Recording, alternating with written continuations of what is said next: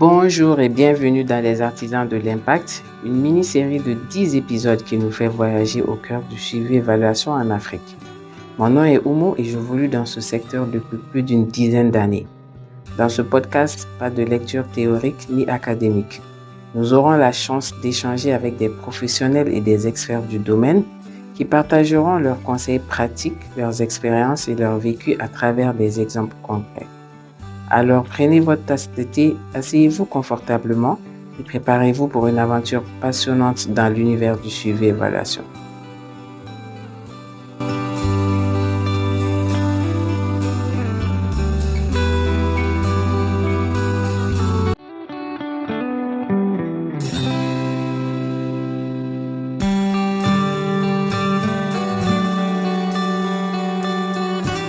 Bonjour, Monsieur Amagana. Merci beaucoup de répondre à mon invitation. Très ravi de recevoir aujourd'hui aux Artisans de l'Impact. Bienvenue. Merci beaucoup pour cette occasion d'échanger avec toi, ma chère. Pour commencer, Amagana, est-ce que tu peux me parler un tout petit peu de toi, de ton parcours professionnel et de comment tu t'es retrouvé dans le monde du suivi et évaluation? Alors, merci beaucoup, Omo. Je me suis retrouvé dans le monde du développement en 97-98. De façon fortuite, en participant aux enquêtes qui sont commanditées par les organisations internationales quand j'étais parti en vacances. Donc, après ça, j'ai eu à faire un test d'entrée à World Vision et puis j'ai passé à ces tests et ainsi mon voyage dans le monde des ONG, dans le monde du développement a commencé. Mais particulièrement, mon parcours vers le suivi et évaluation ne s'est pas construit de manière linéaire. Comme beaucoup de professionnels du développement, j'y suis arrivé progressivement à travers mes expériences de terrain et mon intérêt croissant pour la compréhension des changements réels produits par les projets. Surtout, je cherchais beaucoup plus à comprendre quelle était l'incidence des interventions sur les bénéficiaires et qu'est-ce que les bénéficiaires en tiraient et en quoi cela changeait leur vie. Donc, ces questionnements permanents et perpétuels, j'avais cette curiosité, quoi. J'avais cette curiosité de savoir exactement ça. Ainsi, mon premier contact avec vraiment le travail de suivi et évaluation, c'était de conduire l'ouverture d'un nouveau programme, d'un nouveau projet où j'étais chargé de piloter toutes les études et les recherches liées à ces projets, à ces programmes. Donc, c'est ainsi que cette, cet engouement pour le suivi et évaluation est né. Donc, ensuite, après ces parcours, en tout cas la mise en place de ce programme, j'ai été sollicité pour prendre maintenant le poste de recherche et développement, surtout dans le cadre de la recherche sur le développement transformationnel et sur la mise en œuvre des indicateurs de développement transformationnel.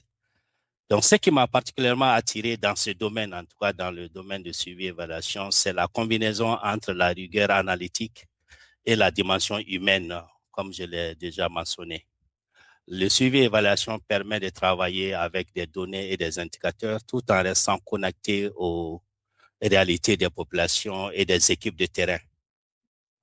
J'ai découvert un domaine qui ne se limite pas seulement à mesurer les résultats, mais qui vise avant tout à apprendre, à s'adapter, à améliorer la qualité des interventions. Donc, pour moi, c'est un questionnement, un continuum de questions en réalité, parce que la mise en question perpétuelle et permanente permet une amélioration constante. Et c'est ce que j'ai trouvé dans le suivi évaluation. Aujourd'hui, ce qui me passionne toujours, c'est la capacité de suivi et évaluation à transformer les données en prise de décision. Et aussi, j'apprécie particulièrement le fait, par exemple, d'analyser les résultats, d'identifier les tendances, de contribuer à l'amélioration des programmes. Donc, ça me passionne toujours. Et aussi les nouveautés quand nous voyons un peu l'évolution, hein, quand je vois l'évolution, il y a eu beaucoup de nouvelles choses qui se sont ajoutées dans le suivi et évaluation, notamment par exemple les systèmes d'information géographique qui s'est venu greffer à ça. Et puis aussi, nous avons l'intelligence artificielle aussi qui arrive. Nous avons aussi les outils de visualisation des données et tout ça. Donc, cette évolution de suivi et évaluation à travers tous ces canaux, tous ces canaux, ces sources d'information, me passionne toujours en tout cas pour le domaine en tout cas du suivi et évaluation. Merci beaucoup. Merci beaucoup, Amagana. Tu as un parcours assez intéressant et impressionnant. Donc, si je comprends bien, ça fait plus de, ou environ 30 ans quand même que tu évolues dans le monde du développement et aussi dans le suivi et évaluation. C'est très intéressant. Donc, on peut carrément t'appeler un doyen dans dans le secteur du suivi et évaluation. Alors, moi, je t'ai connu en 2020-2025 quand tu as pris fonction à World Vision. Au moment là, je Mhm. travaillais là-bas en tant que directeur de l'assurance qualité des programmes. Et- Et une chose que j'avais particulièrement appréciée chez toi, c'était l'une de tes premières initiatives qui était vraiment la réforme du canevas de rapportage. Je me rappelle que quand tu avais pris fonction, nous, on était beaucoup plus dans le narratif quand on rapportait. Et tu as orienté l'équipe de suivi-évaluation vers un format qui est beaucoup plus axé sur le niveau d'atteinte des indicateurs. Mhm. Voilà, donc plutôt que d'aller sur les longs récits ou narratifs, vraiment, c'était beaucoup plus direct. Et comme tout être humain, au début, je pense que nous étions un peu réticents parce que l'être humain, naturellement, est réticent, n'aime pas le changement. Mais le format s'est rapidement révélé beaucoup plus efficace et beaucoup plus clair et pratique, franchement. Donc, merci beaucoup pour cela. Donc, ceci m'amène un peu à te poser une question par rapport à la culture du rapportage. Comment est-ce qu'on peut faire pour un peu délaisser le rapportage qui met beaucoup plus l'emphase sur les outputs au profit d'une analyse vraiment beaucoup plus axée sur les outcomes, les changements réels. Parce qu'on a tendance à beaucoup plus rapporter les outputs, les résultats, comment dirais-je, les résultats immédiats, au Mhm. lieu de mettre beaucoup plus l'accent sur les outcomes qui sont les changements. Oui, effectivement, je pense que tu touches un peu le grand défi, hein, le grand défi en tout cas que traversent les organisations. Pour moi, le passage d'une culture de rapportage des outputs vers une véritable culture des outcomes est l'un des principaux défis du secteur du développement. Pendant longtemps, nous avons surtout mesuré ce qui était facile à compter, le nombre de personnes formées, les kits distribués ou d'activités réalisées. Pourtant, ces chiffres ne nous disent pas toujours si les comportements ont changé, si les perceptions ont changé, si les attitudes ont changé, ou si les conditions de vie des communautés que nous servons se sont réellement améliorées. Alors, dans ma pratique, j'essaie d'intégrer ou je conseille toujours d'intégrer cette logique dès la conception du projet en travaillant avec les équipes pour clarifier la théorie du changement et définir les indicateurs des résultats. Bon, la théorie du changement est quelque chose de nouveau, mais avant nous, nous parlons beaucoup plus de la théorie du programme ou la théorie du projet. Je pense que c'est presque la même chose quand nous voyons que les choses, l'évolution des choses, naturelle des choses. Donc, c'est de sentir pourquoi l'équipe de terrain, l'équipe du projet doit sentir pourquoi il est en train de mener les activités et quels sont les changements attendus chez les bénéficiaires ou en tout cas chez les communautés ciblées et comment il faut capter tous les changements attendus ou inattendus liés au projet, soit directement ou indirectement. Je pense que c'est là où souvent nous passons à côté de l'essentiel. C'est ce que je pense, à mon avis. Je pense aussi qu'il est possible de mesurer certains outcomes à travers le suivi ou de routine, hein, sans attendre une évaluation finale ou une évaluation beaucoup plus simple ou même à mi-parcours. Cela passe par des indicateurs de changement de comportement, d'utilisation des services, d'adaptation des nouvelles pratiques ou d'adoption des nouvelles pratiques ou de satisfaction des bénéficiaires. Donc, des outils comme des petites enquêtes périodiques, même des discussions informelles de groupe avec les communautés, dans les communautés, les études de cas ou les mécanismes de feedback communautaire permettent également de documenter ces évolutions. Ça, c'est bon à savoir parce que la plupart du temps, on nous dit que si on veut mesurer le changement, c'est à travers l'évaluation. Donc, c'est bon de savoir que même à travers le suivi régulier, on peut quand même capter quelques indices de changement. Oui, effectivement. Mm. Et je pense que le rôle du suivi évaluateur est précisément d'accompagner cette transition, passer d'une logique de conformité et des rapportages à une logique d'apprentissage, d'adaptation et d'amélioration continue des programmes.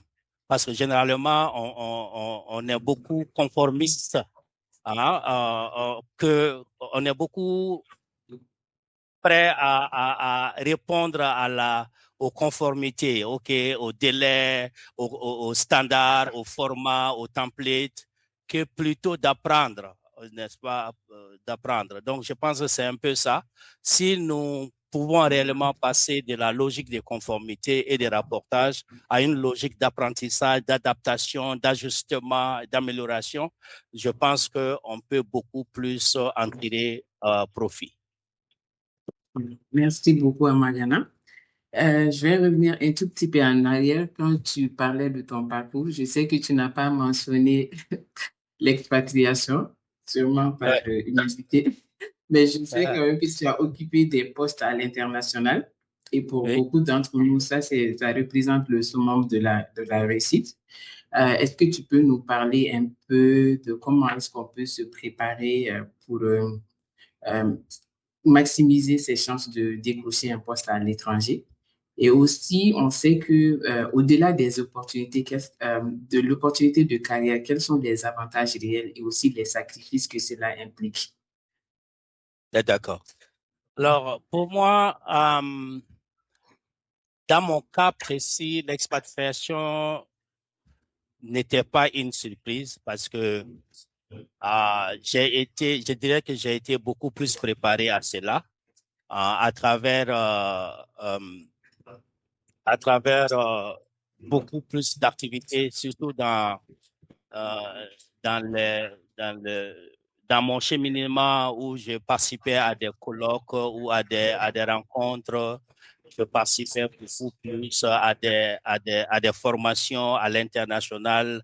Donc, il y a j'ai été beaucoup plus actif à ce niveau.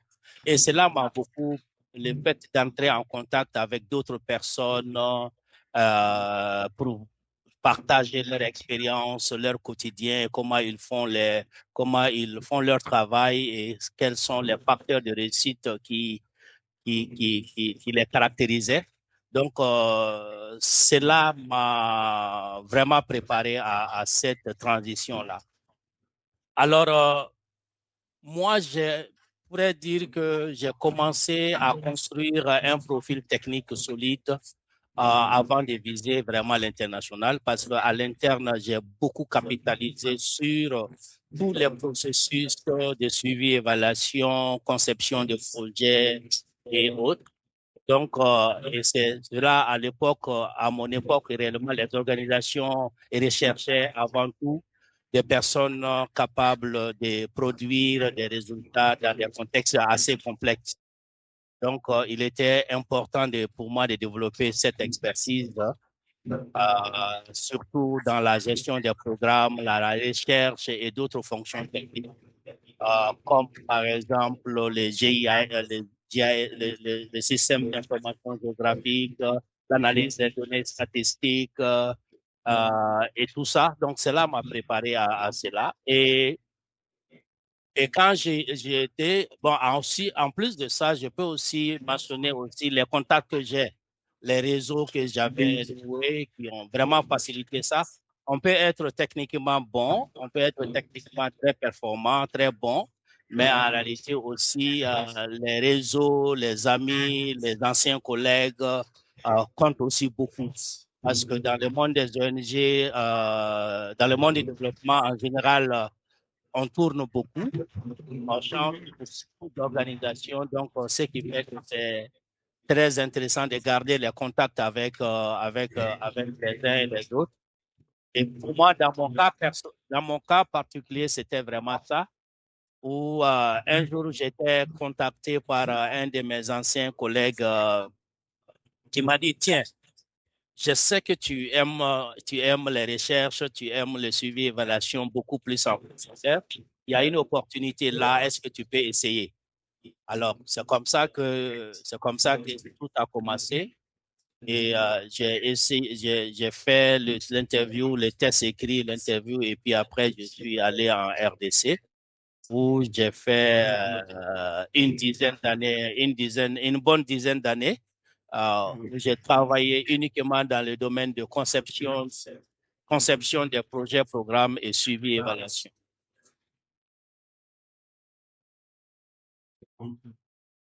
Merci beaucoup. Mais maintenant, on sait que pour toute initiative, il y a peut-être un prix à payer. En tout cas, par exemple, pour ceux dirais-je, pour ceux qui occupent des postes à l'international, quels sont les sacrifices à faire? Bon, je pense que, comme je l'ai dit, le nécessaire à faire pour ceux qui veulent, tu dis pour ceux qui sont déjà en expatriation. Oui, vraiment, pour ceux qui sont en expatriation ou ceux qui aspirent à aller en expatriation, euh, quels sont peut-être les sacrifices qu'ils devraient faire? Qu'est-ce que cela implique? Par exemple, du point de vue vie personnelle, vie familiale. Voilà. Qu'est-ce que ça Oui, a comme implication? ah oui, hein, les sacrifices et les défis ne manquent jamais. Oui. L'expatriation comporte aussi des coûts et des sacrifices hein, qui sont parfois sous-estimés, mais je pense que c'est important, comme tu le dis, de le mentionner. Pour moi, le premier défi, c'est l'éloignement familial et social. Donc, ce qui fait que tu dois quitter ton pays, tu dois quitter ta famille, ton environnement social, tes amis, ton réseau, et puis tu vas dans un autre contexte. Donc, l'absence prolongée, l'éloignement des proches et la difficulté à maintenir certaines relations personnelles peuvent représenter un défi pour moi important. Aussi, l'expatriation aussi implique également une force capacité d'adaptation. Je peux dire une capacité d'adaptation permanente. Nouveau contexte culturel, changements fréquents, instabilité opérationnelle ou sécuritaire et parfois des conditions de vie extrêmement difficiles. Donc, il faut se préparer, il faut être quelqu'un qui est très flexible, qui s'adapte à toutes les conditions, en tout cas. De toutes les façons, quand on est 1000, on est suivi évaluateur, après avoir fait des années sur le terrain, on doit être aussi tout terrain. Alors, sur le plan professionnel, la pression peut être importante à la pression professionnelle parce que les postes internationaux impliquent aussi souvent des niveaux élevés de responsabilité, des attentes très fortes, surtout des bailleurs et aussi des collègues à l'interne, et aussi des décisions à prendre aussi dans des environnements complexes. Voilà. Donc, il est aussi important de reconnaître que l'expatriation ne convient pas nécessairement à tous les profils, ni à toutes les périodes de la vie. Hein. Donc, c'est un choix qui doit être aligné avec des objectifs professionnels assez précis, avec des valeurs personnelles et aussi avec la situation familiale. Je pense que je ne conseille pas, par exemple, quelqu'un qui a, par exemple, des petits-enfants, par exemple, partent, par exemple, en expatriation, par exemple. Non plus aussi, c'est soit difficile de gérer la santé, la présence, l'école et tout ça. Donc, ça, c'est des sacrifices énormes qu'il faut consentir. Je considère aussi que l'expatriation n'est pas une finalité en soi, hein, ni un indicateur absolu de réussite. C'est une expérience professionnelle et humaine extrêmement riche qui peut accélérer un parcours de carrière, mais qui exige également des sacrifices, de la préparation et une réflexion approfondie sur ses propres priorités personnelles et professionnelles. Merci de mettre en lumière ces défis. Donc, c'est une décision qui ne se prend pas sur le tas. Ça doit être vraiment réfléchi et bien pesé. Oui, effectivement. Mhm. Merci beaucoup. Donc, j'imagine aussi qu'au cours de ta carrière, tu as eu à travailler avec des organisations locales, sinon des ONG locales. D'ailleurs, ça devient de plus en plus courant où le bailleur nous demande en tant qu'organisation internationale, ONG internationale, de travailler avec des organisations locales dans l'esprit de localisation. Voilà, donc nous, dans les organisations internationales, nous sommes redevables aux bailleurs. Et il se trouve que en travaillant avec les organisations nationales, celles-ci font face aux réalités du terrain qui sont des fois un peu complexes. Donc, il se peut que des fois, eux, leurs rapports nous viennent en retard ou que les activités ne soient pas mises en œuvre à temps. Par exemple, la remontée, on se rend compte d'un problème de qualité au niveau de la remontée des données. Comment est-ce qu'on peut gérer tous ces problèmes-là avec les partenaires sans qu'il y ait trop de frustration? Oui, Comment est-ce que... Voilà. ça, c'est vraiment une question très pertinente, hein. En tout cas, Mhm. le travail avec, de mon expérience, hein, le travail avec les organisations locales est un exercice d'équilibre permanent entre la redevabilité envers les bailleurs de fonds et la Mhm. construction de partenariats fondés sur la confiance. Donc, avec l'expérience, j'ai appris quand même qu'une approche uniquement axée sur le contrôle et la conformité.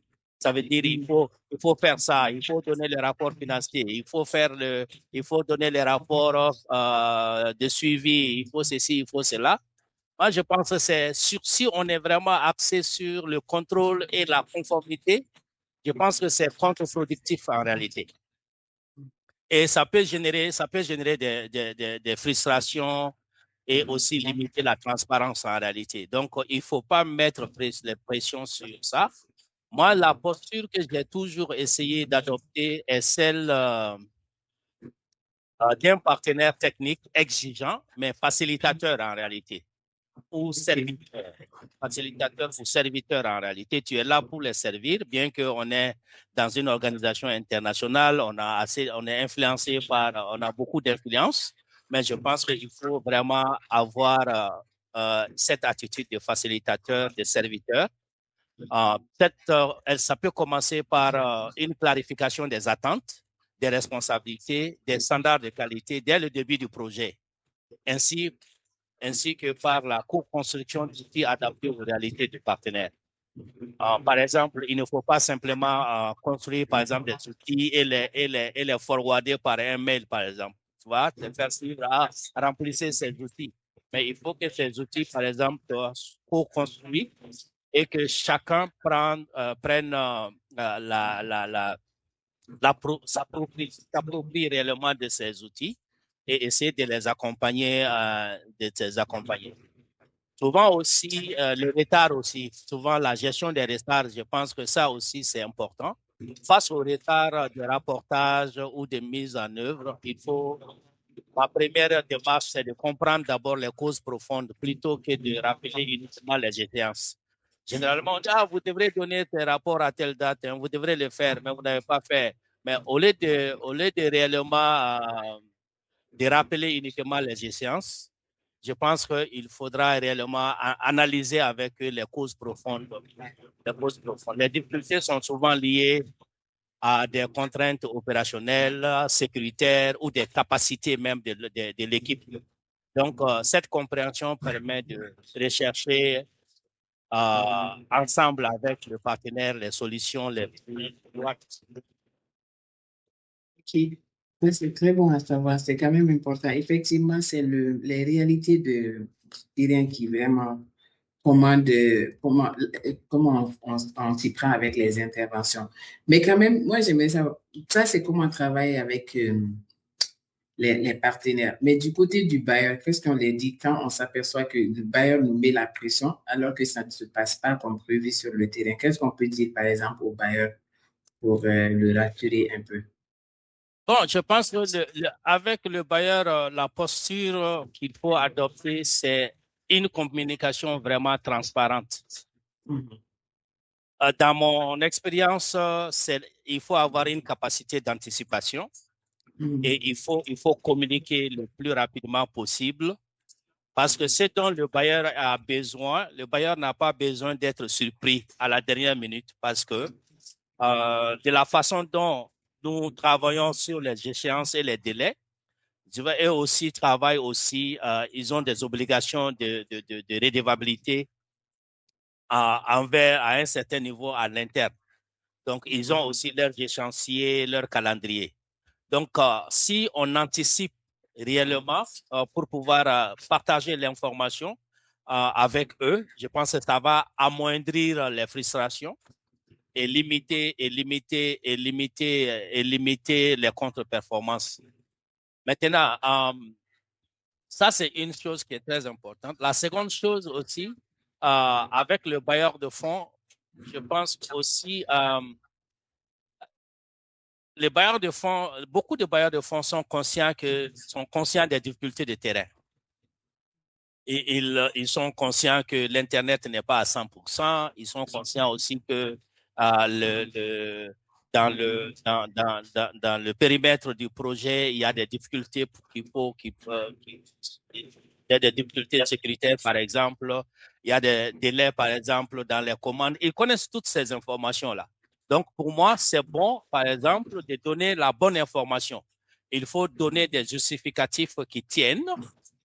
Il faut communiquer des éléments qui tiennent. Et dans la majorité des cas, ils sont très compréhensifs par rapport à ces situations, surtout les situations de sécurité, des situations d'Internet, des situations liées à la fluctuation quotidienne, par exemple, la rupture des carburants, etc., etc. Donc, en tout cas, les risques et les menaces Mhm. qui peuvent affecter la mise en œuvre correcte du projet, je pense qu'il faut anticiper et les communiquer avec le bailleur de fonds. Maintenant, Merci. quand il est bien informé, maintenant, la gestion du non-respect des chantiers peut être beaucoup plus compréhensible. Et ce que je retiens surtout, c'est la transparence avec le bailleur et aussi Et, d'être en mesure d'anticiper. Effectivement, la Mhm. transparence est très importante dans la communication.